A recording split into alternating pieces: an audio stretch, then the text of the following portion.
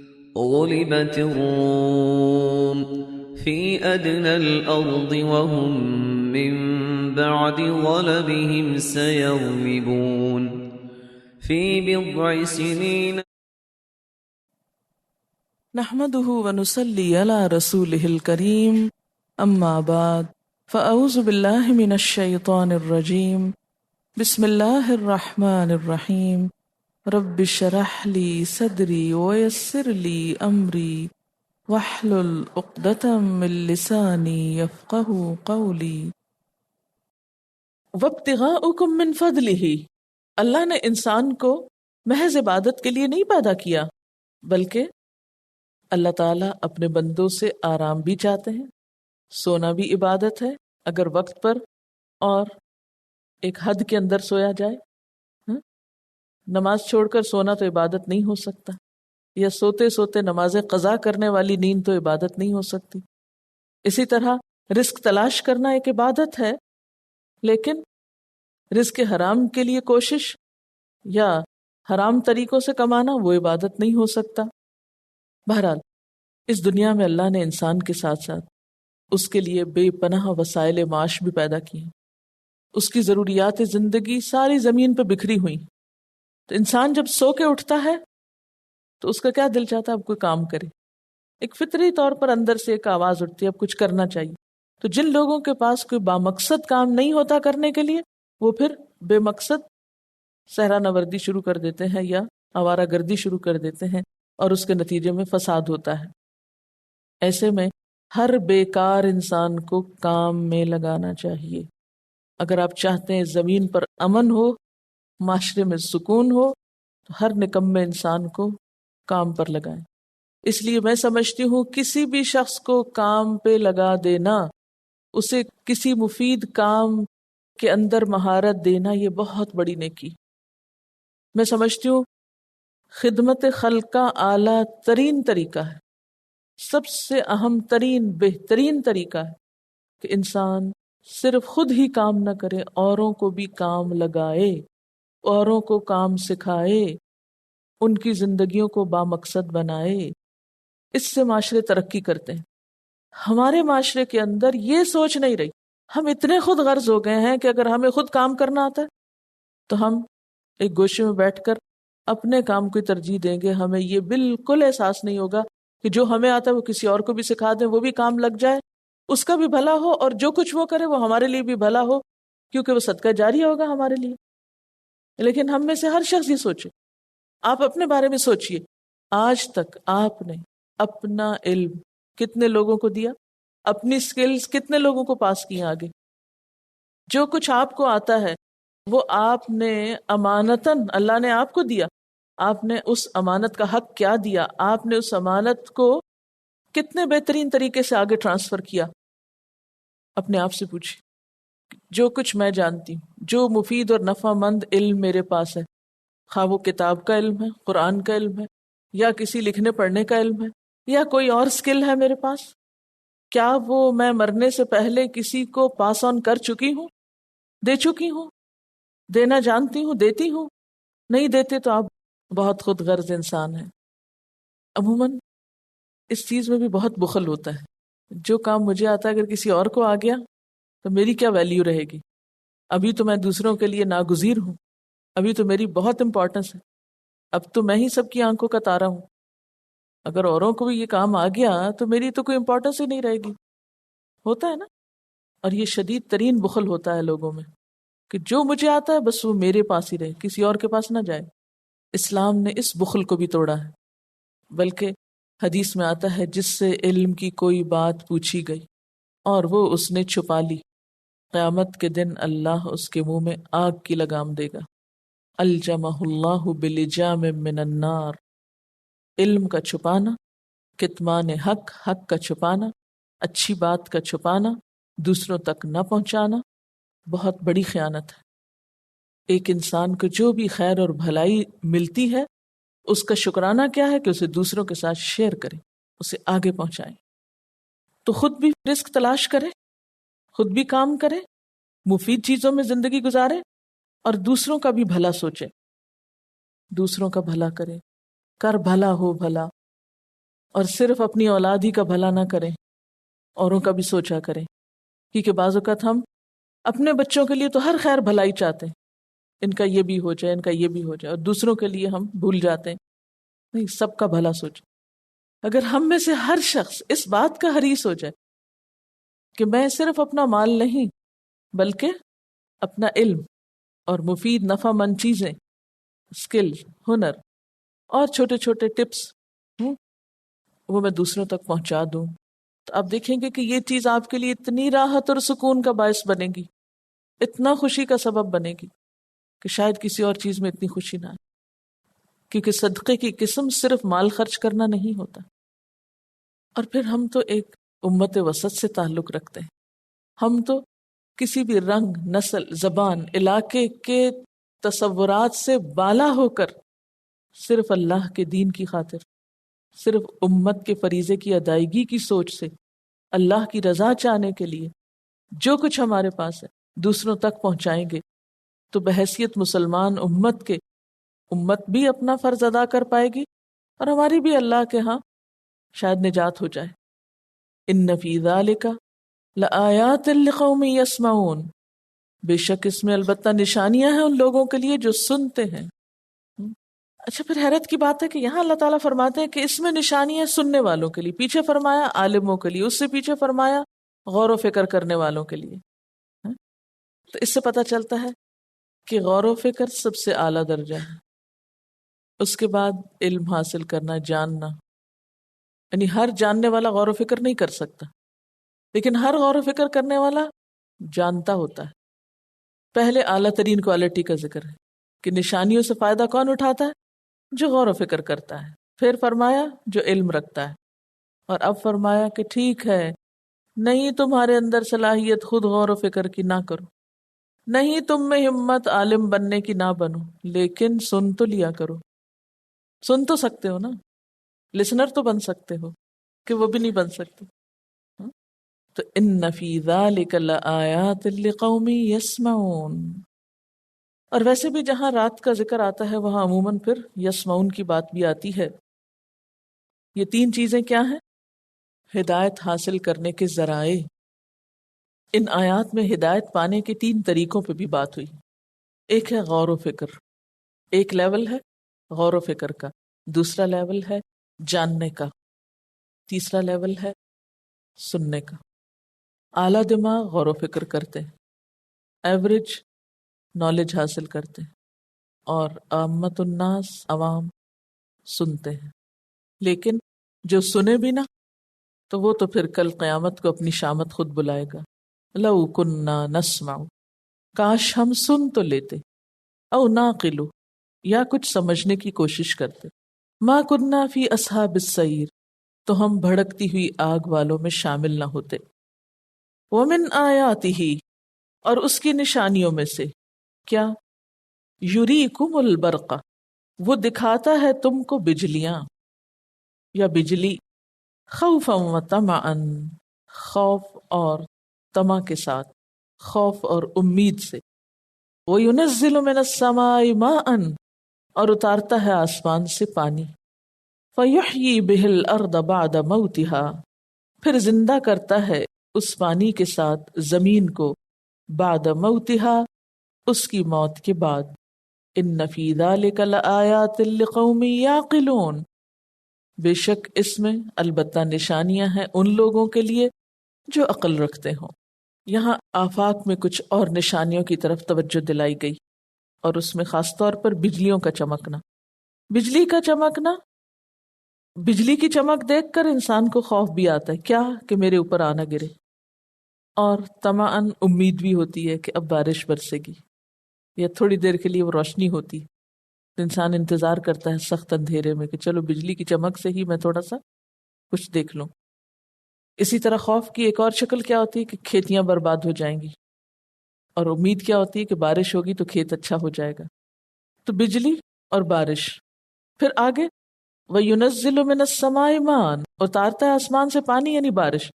تو بجلی کی چمک اور بارش کا برسنا، دونوں میں ہی خوف بھی ہے اور امید بھی۔ بارش کے برسنے میں خوف اور امید کیا؟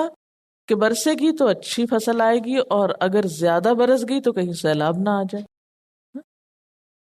ایک ہی چیز کے اندر تضاد ہے، گویا ہر چیز کے اندر ایک تضاد بھی ہے۔ جہاں خوف ہے وہاں امید ہے۔ ایمان بھی کس کو کہتے ہیں؟ ایمان کی بھی ڈیفینیشن کیا ہے؟ اصل ایمان خوف اور امید کے درمیان ہوتا ہے۔ جو لوگ اس دنیا سے تضاد کو مٹانے پہ تلے ہوئے ہوں، مثلاً مرد اور عورت کے تضاد کو، جی برابر کے حقوق ہوں، یا اسی طرح اور بہت سی چیزوں کے تضاد کو ختم کرنا چاہیں، وہ کائنات کے حسن پہ ضرب مار رہے ہیں، یا وہ کائنات کے حسن کے دشمن ہیں، کیونکہ یہ ہو نہیں سکتا۔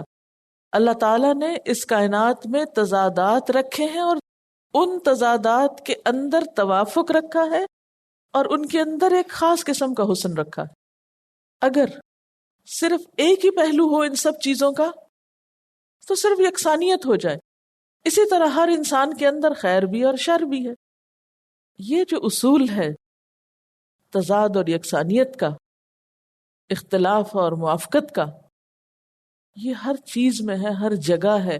جو اس کو نہ سمجھ پائے وہ خسارے میں ہے، کیونکہ وہ چیزوں کے ساتھ پھر صحیح معاملہ نہیں کر سکے گا۔ مثلا ایک انسان کے اندر خیر بھی ہے اور اس کا شر بھی ہے۔ اگر آپ اس کا شر نہیں برداشت کر سکتے تو کیا ہوگا؟ خیر سے بھی جائیں گے کہ نہیں؟ اگر آپ کسی انسان کی تکلیف کو برداشت نہیں کر سکتے تو کیا ہوگا؟ اس کے خیر سے بھی محروم ہو جائیں گے۔ ایک خوبصورت اور پرامن زندگی بسر کرنے کا اہم ترین اصول ہے کہ تضادات کی اس دنیا میں انسان فطرت سے ٹکرائے نہیں، تضاد کو ختم کرنے کے پیچھے نہ لگ جائے۔ اس سے کوئی خیر نہیں نکلے گی، اس سے مسائل حل نہیں ہوں گے۔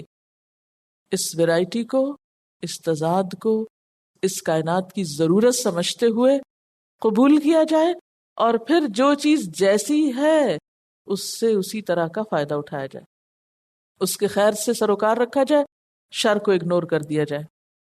آپ صلی اللہ علیہ وسلم نے مثلاً عورت کے بارے میں کیا کہا کہ وہ پسلی سے پیدا کی گئی اور اس کے اندر ایک خم ہے، اس خم کو دور نہ کرو، اگر دور کرو گے تو ٹوٹ جائے گی، ٹوٹ گئی تو کوئی فائدہ اٹھا نہ سکو گے۔ تو اچھی زندگی کس میں ہے کہ اس کے خم میں ہی حسن تلاش کرو۔ درخت کی شاخوں میں جو خم ہوتا ہے وہ اس کے لیے عیب نہیں ہے۔ کچھ لوگ اس حدیث کو بھی بہت مائنڈ کرتے ہیں، یہ کیا عورت کو کہا جی ٹیڑھی پسلی سے پیدا کی گئی ہے اور عورت ٹیڑھی ہے، یہ تو ہماری توہین ہوگی۔ نہیں، ٹیڑھی کا لفظ کیوں بولتے ہیں؟ خم بولیں، کیونکہ ہمارے جو اردو ترجمے ہیں نا، انہوں نے بھی بڑا کام خراب کیا ہوا ہے۔ وہ صحیح ایگزیکٹ اس کا مقصد نہیں دیتے، اس کی اسپرٹ نہیں دیتے، بعض اوقات ہم اوفینڈ ہونے لگتے ہیں، ایک دم غصے میں رہتے یہ کیوں کہا گیا، حالانکہ مختلف چیزوں کے اندر جو خم ہے وہ ان کا حسن ہے۔ آپ دیکھیں سرکل کے اندر مسلسل ایک خم ہے، لیکن باقی ٹرائنگل اور اسکوائر یعنی چکور تکون ان چیزوں کے اندر وہ خم نہیں ہے۔ جو سرکل تو ہے ہی خم کا مجموعہ۔ اب اگر آپ اپنے آرٹ کی دنیا سے سرکل کو نکال باہر کریں تو باقی کیا رہے گا؟ کچھ نہیں۔ تو فطرت کے اس نظام کو قبول کرنا پڑے گا۔ وَمِنْ آیَاتِهِ، اس کی نشانیوں میں سے ہے، یُرِیکُمُ الْبَرْقَ خَوْفًا وَطَمَعًا، وہ بجلیاں دکھاتا ہے، چمکاتا ہے، خوف بھی ہے، امید بھی ہے۔ وَيُنَزِّلُ مِنَ السَّمَاءِ مَاءً، آسمان سے پانی اتارتا ہے، بارش میں امید بھی ہے اور خوف بھی۔ فَيُحْيِي بِهِ الْأَرْضَ بَعْدَ مَوْتِهَا، اس پانی سے زمین جو مر جاتی ہے اس کو زندہ کرتا ہے۔ إِنَّ فِي ذَلِكَ لَآيَاتٍ لِقَوْمٍ يَعْقِلُونَ، اس میں نشانیاں ان لوگوں کے لیے جو عقل سے کام لیتے ہیں، یعنی جو بات سمجھتے ہوں۔ اب آپ دیکھیے کہ یہ آخری درجہ بیان ہوا نا، جو سمجھتے ہوں، اور سمجھنے کے ذرائع میں سننا سب سے اہم ذریعہ ہے، لیکن اس کے علاوہ پھر دوسرے ذرائع بھی ہیں، جیسے دیکھتے ہوں یا محسوس کرتے ہوں۔ تو آخری حصے میں یعقلون، آپ دیکھیے یتفکرون، یعلمون، یسمعون، یعقلون، ٹھیک ہے۔ یعلمون نہیں لفظ ہے، وہاں عالمین آئے، لیکن میں صرف اپنی زبان میں ان کو آپ کے سامنے رکھ رہی ہوں۔ وَمِنْ آیَاتِهِ، اور اس کی نشانیوں میں سے ہے، أَن تَقُومَ السَّمَاءُ وَالْأَرْضُ بِأَمْرِهِ، کہ آسمان اور زمین اس کے حکم سے قائم ہیں، کھڑے ہیں. تقوم یعنی قائم لفظ بولتے ہیں تو ذرا اتنا ریلیونٹ نہیں فیل ہوتا جتنا جب کھڑے ہیں تو کہتے ہیں نا، تو وہ پھر زیادہ ذرا سا سمجھ میں آتا ہے. حالانکہ قائم سے بھی بات تو بن رہی، یعنی کہاں کھڑے ہیں؟ اپنے اپنے مقام پہ کھڑے ہیں، اپنی اپنی جگہ پر کام کر رہے ہیں، ایک دوسرے سے ٹکرا نہیں رہے، الجھ نہیں رہے. حالانکہ ایک معمولی جہاز کا پائلٹ اگر اس کا کنٹرول کھو دے تو کیا ہوتا ہے؟ کیسی تباہی ہوتی. کتنے کریشز ہوئے ہیں پچھلے دنوں، حالانکہ ماہر پائلٹ ان میں موجود تھے. انتہائی سمجھدار لوگ، انتہائی قابل ماہر لوگوں سے بھی کیسی کیسی غلطیاں ہو جاتی ہیں. عقل والو، تم دیکھتے نہیں ہو کہ یہ سورج اور یہ چاند اور یہ زمین اور یہ بے شمار ستارے اور سیارے جن کو تم دیکھتے ہو، یہ کس طرح چلتے چلے جا رہے ہیں اور ان میں کوئی ٹکراؤ نہیں اور ان میں کوئی تباہی تمہیں نظر نہیں آتی. اور دنیا کا یہ سلسلہ قائم ہے جب تک اللہ اسے قائم رکھنا چاہتا ہے. کیا یہ سب کچھ کسی کنٹرولر کے بغیر ہے؟ کیا یہ سب خود سے خود ہو رہا ہے؟ نہیں. ثم اذا دعاکم دعوتا، پھر جب تم کو پکارے گا ایک پکار، بار بار نہیں پکارنا پڑے گا.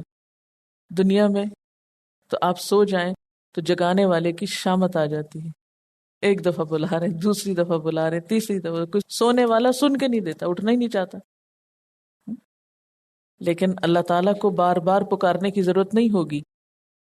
ثم اذا دعاکم دعوتا من الارض اذا انتم تخرجون، پھر جو ہی کہ اس نے تمہیں زمین سے پکارا، بس ایک ہی پکار میں اچانک تم نکل آؤ گے.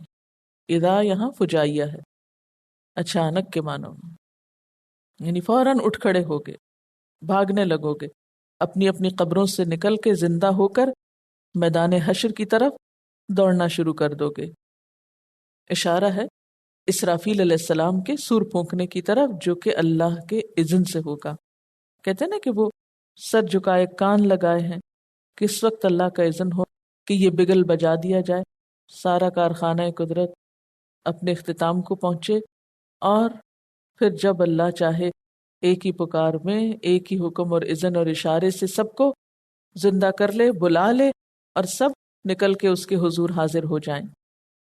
زمین کے بارے میں بھی آتا نا، وَأَذِنَتْ لِرَبِّهَا وَحُقَّتْ، کہ زمین اپنے رب کی پکار پہ کان لگائے گی، اور حق یہی ہے کہ وہ ایسا ہی کرے. وَلَهُ مَنْ فِي السَّمَاوَاتِ وَالْأَرْضِ، اور اسی کے لیے ہیں جو آسمان و زمین میں ہیں.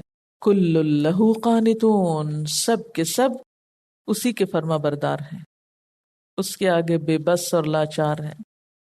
كُلٌّ لَهُ قَانِتُونَ، جو آسمانوں میں ہے وہ بھی اور جو زمین میں ہے وہ بھی، سب کی بے بسی ہے. وَهُوَ الَّذِي يَبْدَأُ الْخَلْقَ ثُمَّ يُعِيدُهُ، اور وہ اللہ ہی ہے جو خلق کی ابتدا کرتا ہے. ثُمَّ يُعِيدُهُ، پھر اس کا اعادہ کرے گا. وَهُوَ أَهْوَنُ عَلَيْهِ، اور وہ اس پر زیادہ آسان کام ہے. کیا؟ دوبارہ پیدا کرنا. یعنی جس نے پہلی دفعہ پیدا کر لیا تو تمہیں کیوں مشکل لگتا ہے اس کا دوبارہ پیدا کرنا؟ پہلا کام زیادہ مشکل ہے یا دوسرا؟ اگر پہلا ہو چکا تو دوسرا کیا مشکل اس کے لیے؟ وَهُوَ أَهْوَنُ عَلَيْهِ وَلَهُ الْمَثَلُ الْأَعْلَى فِي السَّمَاوَاتِ وَالْأَرْضِ وَهُوَ الْعَزِيزُ الْحَكِيمُ، اور اسی کے لیے ہے اعلیٰ ترین مثال، سب سے برتر صفت آسمان و زمین میں، اور وہ زبردست ہے، حکمت والا ہے. یعنی اللہ تعالی عظیم الشان کمالات اور قدرتوں کا مالک ہے.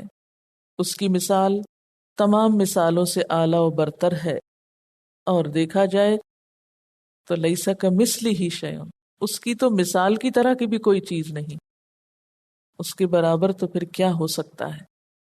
مثل کا لفظ میم، تا اور لام ہر ایسی چیز کے لیے بولا جاتا ہے جو دوسرے سے کچھ مناسبت اور مماثلت رکھتی ہو، بالکل اس جیسی کے مفہوم میں نہیں آتا، کچھ چیزیں کامن ہوں. اسی لیے اللہ تعالیٰ کے لیے کیا لفظ ہے؟ المثل الاعلی، ویسی مثال ہے ہی نہیں کوئی، یعنی اس جیسی چیز تو کسی اور کے اندر ہے ہی نہیں. اسی لیے پورا مثل نوری کمشکات، مثل کا لفظ تو آیا ہے لیکن اعلیٰ ترین مثال ہے، اور وہ زبردست ہے، حکمت والا ہے. یہاں پر اس کی دو صفات کا خاص طور پر ذکر ہو رہا ہے. یعنی پہلی بات جو کی گئی وہ کیا ہے کہ اعلیٰ سے اعلیٰ صفات اور اونچی سے اونچی شان اللہ کی ہے. یعنی یہاں مثل صفت کے معنوں میں ہے اصل میں. اور اس کے بعد دو خاص صفات کا ذکر ہے، زبردست ہے، حکمت والا ہے. یعنی اس کی پہچان کے لیے یہ جاننا کافی ہوگا. ضرب لکم مثلا من انفسکم، وہ تمہیں خود تمہاری اپنی ہی ذات سے ایک مثال دیتا ہے. پیچھے انسان کی تخلیق اور اس کے مختلف پہلوؤں کا ذکر ہوا. اب یہاں پر انسان ہی کی مثال سے ایک اور سبق سکھایا جا رہا ہے. کیا ہے مثال؟ هل لکم مما ملکت ایمانکم من شرکاء فیما رزقناکم فانتم فیہ سواء تخافونہم کخیفتکم انفسکم، کیا تمہارے ان غلاموں میں سے جو تمہاری ملکیت میں ہیں کچھ غلام ایسے بھی ہیں جو ہمارے دیے ہوئے مال و دولت میں تمہارے ساتھ برابر کے شریک ہوں، اور تم ان سے اس طرح ڈرتے ہو جس طرح آپس میں اپنے ہمسروں سے ڈرتے ہو؟ کیا مراد ہے اس سے کہ کیا تمہارے غلاموں میں سے، آج کل غلامی کا دور نہیں تو اپنے سرونٹس کی مثال لے لیجئے، کوئی ہیں ایسے جو تمہارے رزق میں شریک ہوں؟ یعنی تمہارا مال تمہارے اور ان کے بیچ میں ڈیوائیڈ کر دیا جائے.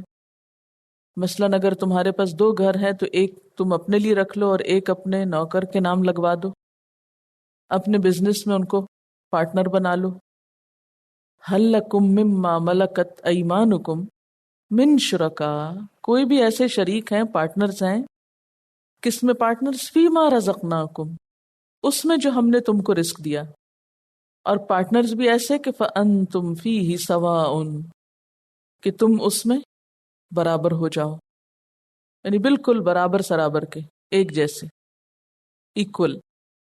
اور پھر تخافونہم کخیفتکم انفسکم، تم ان سے اس طرح ڈرو گے جس طرح تم اپنے جیسوں سے ڈرتے ہو.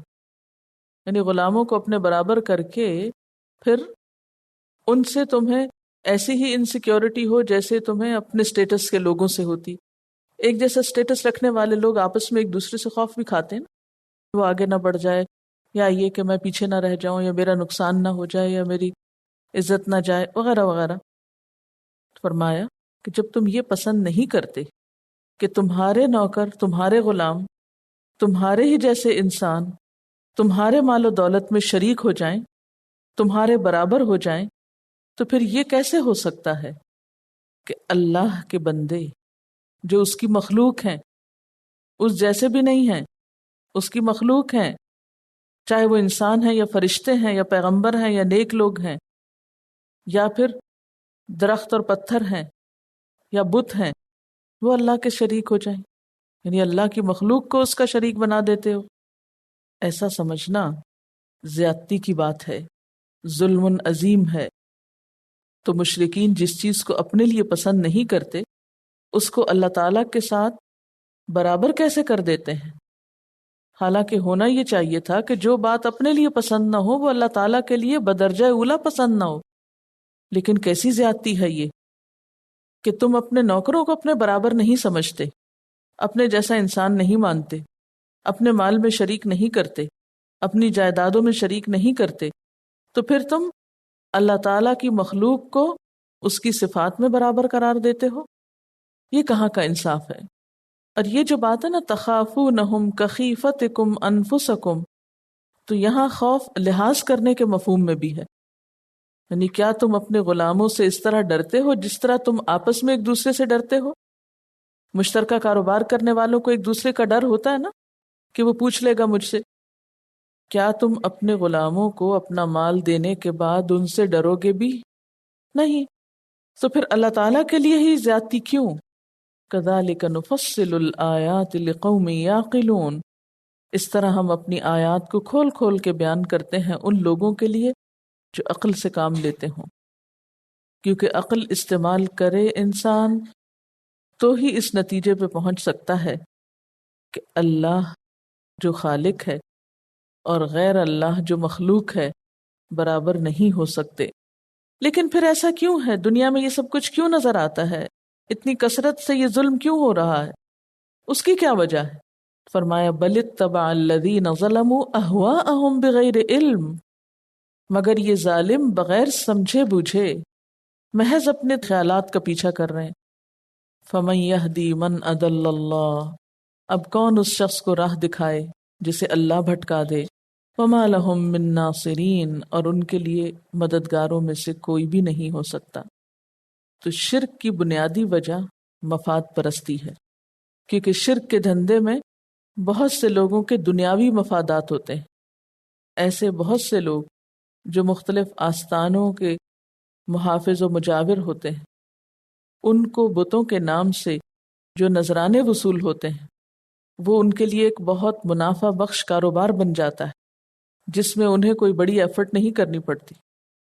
وہ اپنے مریدوں کو یا اپنے عبادت گزاروں کو ایسی کرامات سناتے ہیں، ایسی کہانیاں سناتے ہیں کہ ان کہانیوں میں مسحور کیے رکھتے ہیں، اور ان بتوں کے نام سے ایسے قصے وابستہ کر دیتے ہیں کہ جس سے لوگوں کو دھمکی دیتے ہیں یا خوف زدہ رکھتے ہیں کہ اگر تم نے ان کی بات نہ مانی تو تمہارا بہت برا ہوگا، تم انہیں ہر طرح خوش رکھنے کی کوشش کرو، اگر انہیں خوش رکھو گے تو یہ تمہاری شفاعت کرائیں گے، یہ تمہیں اللہ کے قریب پہنچائیں گے۔ جیسے اہل مکہ کہتے تھے ما نعبدہم الا لیقربونا الی اللہ زلفی، ہم ان کی عبادت نہیں کرتے، ہم تو یہ چاہتے ہیں کہ یہ ہمیں اللہ کے قریب کر دیں، اس لیے ان کو پوچھتے ہیں۔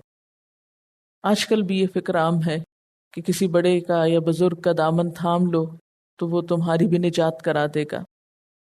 فرمایا فمن یہدی من اضل اللہ، جس کو اللہ بھٹکا دے اسے کون ہدایت دے سکتا ہے؟ گویا ہدایت اللہ کی طرف سے ہوتی ہے، اور ایسے شخص کو دی جاتی ہے جو ہدایت کا طالب ہو۔ وہ شخص جو اپنی خواہشات کے پیچھے چل رہا ہو، جس کو اس کی خواہشات نے اندھا بہرا کر رکھا ہو، اس کو ہدایت نہیں ملا کرتی، کیونکہ اس کا تو مطلوب اور مقصود کچھ اور ہے۔ وما لہم من ناصرین، پھر ان گمراہوں کا کوئی مددگار نہیں ہوا کرتا جو ان سے پھر عذاب کو پھیر دے یا ان کی گمراہی دور کر دے۔ وآخر دعوانا ان الحمد للہ رب العالمین۔ سبحانک اللہم وبحمدک، نشہد ان لا الہ الا انت، نستغفرک ونتوب الیک۔ والسلام علیکم ورحمۃ اللہ وبرکاتہ۔